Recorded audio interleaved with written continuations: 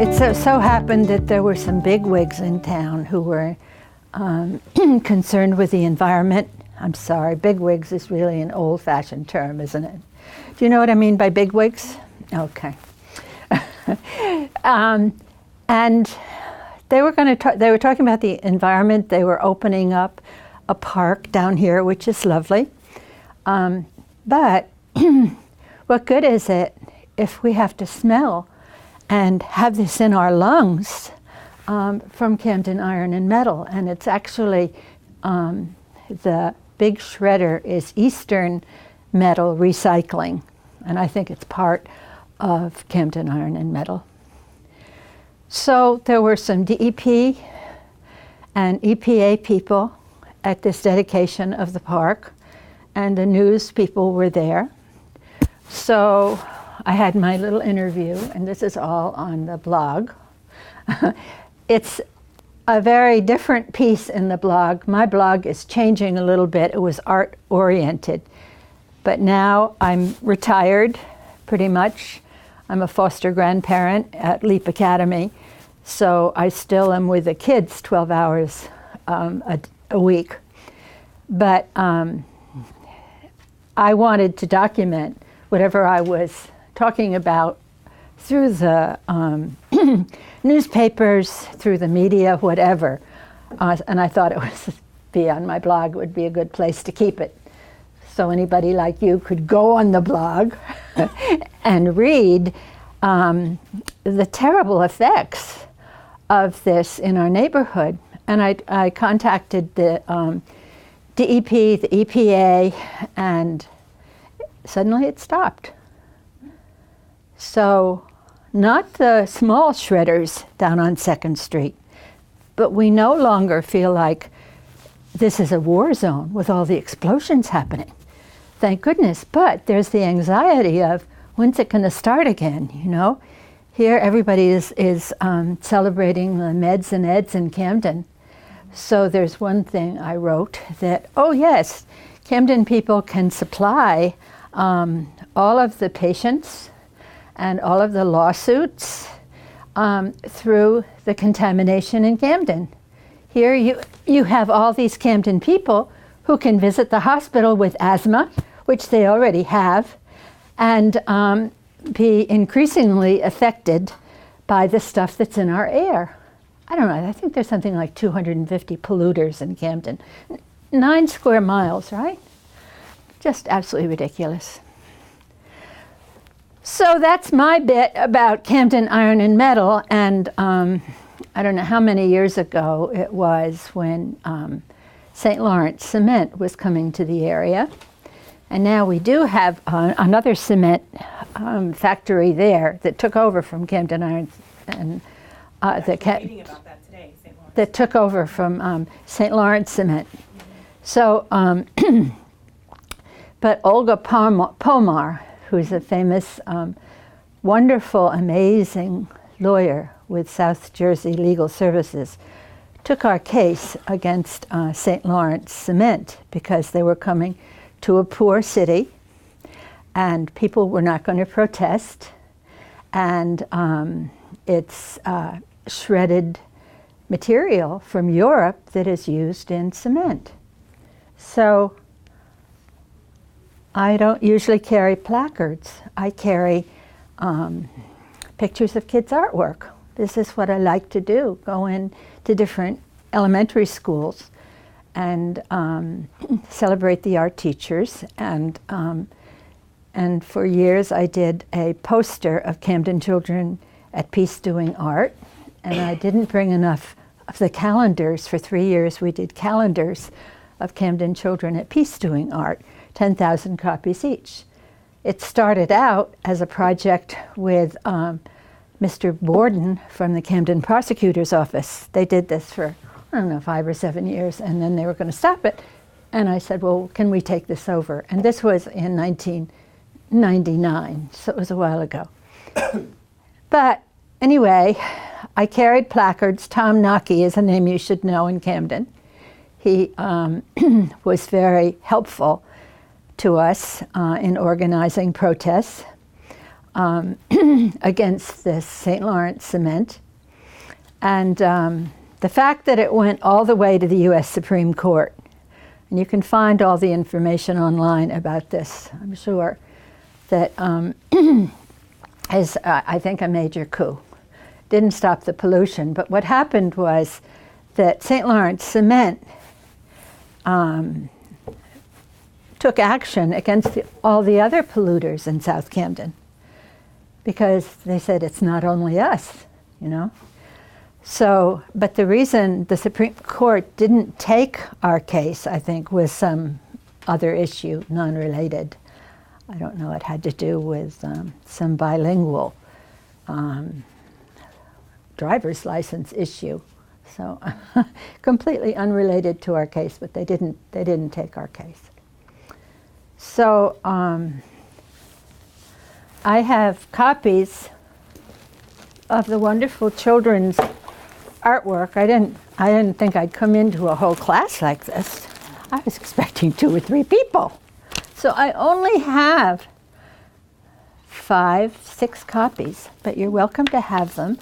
I think it's a good example at the beginning of this on how we raised money for 10,000 copies for the Camden people and all the people, and Dr. Giannotti is the one who actually introduced the calendar from the Rutgers Department of Fine Arts. And this is what Camden is about. Wonderful schools. I'm sorry, I don't think any of the people who write about Camden visit the schools. And all of this standardized testing and the charters and whatever. I mean, I love LEAP too. I apologize that they're a charter. I mean, I don't have anything to do with that, you know. So is that enough? What else do you want? Oh, okay. Okay. Okay. Well, my name is Jonathan Gorman, and we're here for topics in history for History of Camden, and I'm with Barbara Pfeiffer. And before we discuss your work in Cherry Hill and Camden, can you talk about your upbringing in Manhattan and how that shaped your early interest in art? Oh, well, I went to a Catholic school right across from the Metropolitan Museum of Art, Marymount School. And recently, when you get to be a certain, you don't mind if I sidetrack, do you? I mean, I can't talk a straight line. So, when you get a certain age in Camden, 62 I think it is, you can audit courses at Rutgers at no charge, which is absolutely wonderful. So having lived in Japan for 3 years and taught English as a second language, I thought it would be interesting to take a Egyptian grammar course, and thinking maybe the hieroglyphics would somehow connect with my love of Chinese and Japanese ideograms. They're so beautiful. So I took it and dropped it after we went to the Metropolitan Museum of Art, right where I grew up. And when I was walking around Manhattan just a couple of months ago in my old neighborhood, after we had seen the Egyptian wing exhibit, thanks to our professor, I just couldn't believe that I had taken advantage. I didn't realize where I grew up. I mean, this beautiful St. Ignatius Loyola Church is nearby. I mean, the Metropolitan itself is just wonderful. So is our Philadelphia Museum of Art. But to have this at your back door, and Philadelphia Museum of Art is at Camden's back door. And I took a lot of kids, art aware, took kids there.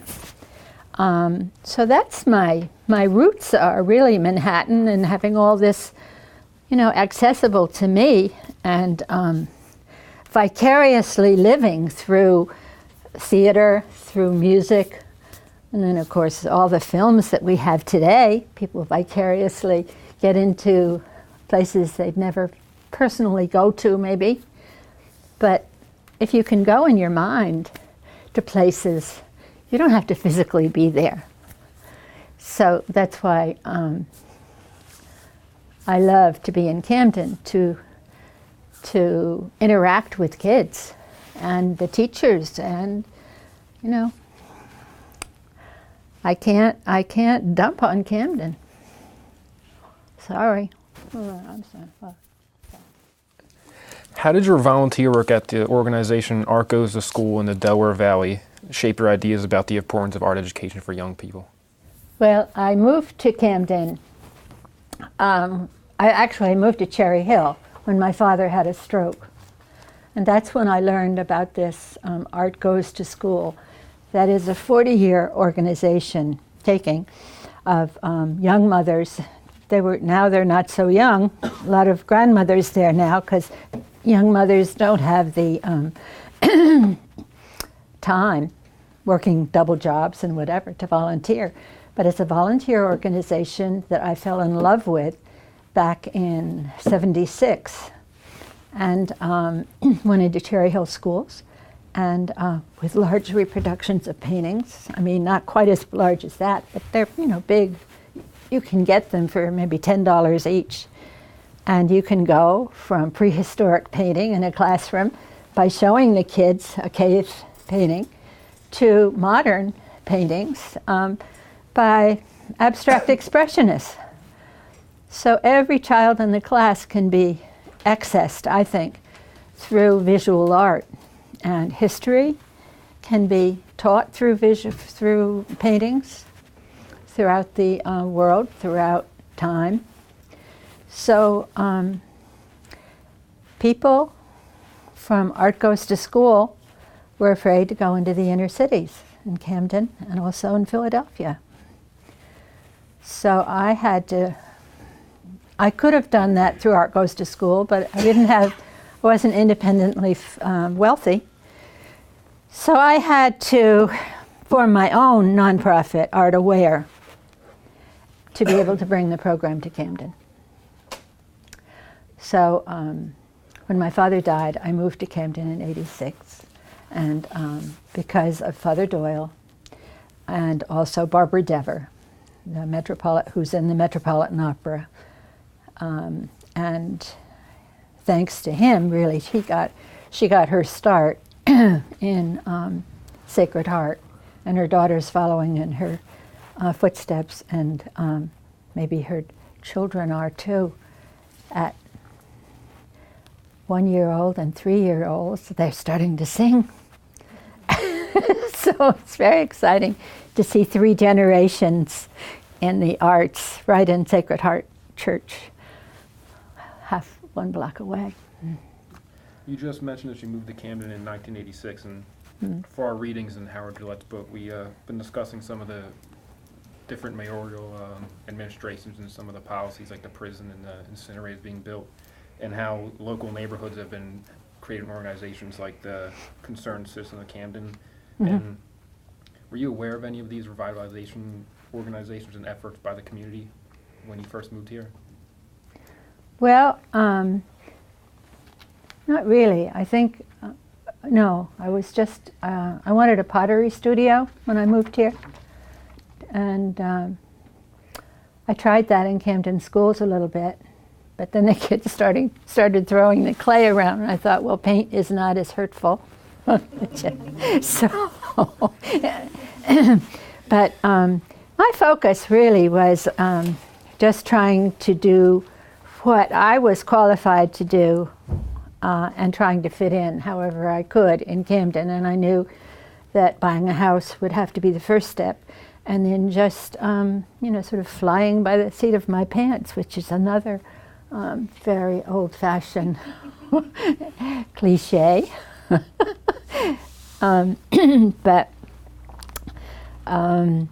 So, and I think I've done my bit. I got involved in the environmental business when I was attracted by Tom Nockey and by Olga Pomar and by all the fuss about the incinerator.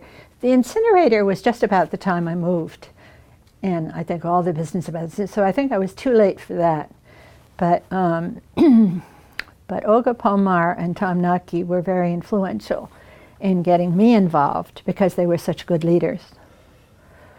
And again, they were outside people. Bonnie Sanders was a resident who has since died, and she was really the most influential person in our neighborhood who really lived here. Olga and Tom lived in North Camden, and then Olga, now she lives in Camden. I'm not sure she did back then. Yeah. Can you tell us more about the Art Aware program and what the major goals are for the city and for the students? Well, it's teaching across the curriculum, using art to teach across the curriculum, paintings from ancient to modern art to connect with children and their art teachers. I was always under the art teacher. I would always go in and take, maybe if an art teacher had 600 kids in a week, I would take those kids, and show them paintings, each class, and then afterwards the art teachers would maybe do some hands-on work with them. Sometimes I started out as a substitute teacher before I got with the nonprofit. So that was really fun because I could display the kids' artwork that I had initiated. There's a great joy when you can initiate something the kids really respond to, and then you can put it up on the wall everywhere. And that's what I think I've contributed to Camden and would still like to contribute to Camden. The Kroc Center, Major Alma Kane and Paul Kane, recently displayed some of the Art Aware work in the Kroc Center for a couple of months. Now they've got Christmas decorations up. But what I usually did was put a whole class's artwork together into one big mural. So you could get a feeling for the whole class, and also a variety of their artwork, from abstract to representational. You stated that Camden is a moving art piece. How so? Can you explain that, please? Did I say that? I think in an interview with NBC 10, I believe I said. Oh, it sounds good. Camden is a moving art piece. It is. It is. Yeah, I mean the people, the variety of the people here. It's so international, really. And Father Doyle opened South Camden to people from Vietnam when they were fleeing the country. And that was wonderful for them. And for many years I taught English to them. That was a good way to get to know each other when I first moved to Camden. And now on the Rutgers campus, it's just a pleasure walking down the street. And that's New York City influence too, rubbing elbows with people from all over the world walking down the street. And so in this neighborhood here, it's more of a small town. We're 9 square miles, but when you're downtown Camden, it's a very different feeling than in the neighborhoods. And we all go about our lives. And CCMUA has done wonders for the neighborhood. First of all, cutting down the smell. I can't believe I moved here next to a sewer treatment plant, but it shows really something about my priorities, I guess, but nobody would understand why I did it. And I'm not sure I myself understand looking back to 1986, except the combination of high taxes in Cherry Hill, my father dying, Barbara Dever, a Metropolitan Opera star soon to be, and Father Doyle. All that combination made me move next to a sewer treatment plant. Isn't that ridiculous? And it wasn't for maybe 10 years, until 10 years later, that they really, thanks to Andy Cricken, controlled the smell. Now they've spent millions and millions of dollars on the air scrubbers and all of that. So we don't live with that Instead, we live with Camden iron and metal bombardments, or the threat to it. Threat of it, yeah. I only have a couple more questions left because I know you're in a rush. You said when you came in about how the perception of Camden and how the book talks about all the bad stuff. And do you feel that Camden deserved, at the current time, do they still deserve this bad reputation? Well, everybody has their own purpose for writing about Camden. And journalists especially, I feel, if they, have a low spot and they want something that might be sensational, well, come to Camden. You can always find a story in Camden by just talking to, the people on the corners selling drugs. And then they don't go beyond that. So, Gillette, I know that in order to solve a problem, you have to really go into it in depth. And that's what Gillette does, and that's what the university professors do. So I don't have that perspective. And so, I haven't been able to transform Camden in any way, I suppose, except through my calendars and through celebrating the kids. And for me, it's been a very fulfilling time in Camden. But I can't say that I've contributed to making Camden better, except I live here. And I think people who live here, if we could just get people to integrate more, different backgrounds, different income levels. We were just talking about that, yeah. Cherry Hill is very boring, certain sections of it, and that's getting more integrated too. But the white privilege, and we all know about that. But you go to other countries, and it's like Japan really is so homogeneous, but they're missing out, I think, on the kind of heterogeneous life we have here with people from all over the world. A number of people we've also interviewed have said that one of the perceptions of Camden is as the major problem with Camden is its perception in the public and in the news. And do you agree with that? Well, there's a conflict because there's so many churches in Camden and different nonprofits. And in order to raise money, you have to paint a place in the worst possible light. So you have to, and it took me only 20 years to realize that. I'm a slow learner. That the worst way you can paint a place, then the more money you get. So you don't go after the good stories. Camden people have to go underground to have a good life, because people don't want to learn about their good lives. Thank you very much for your... Oh, thank you very much. Appreciate it.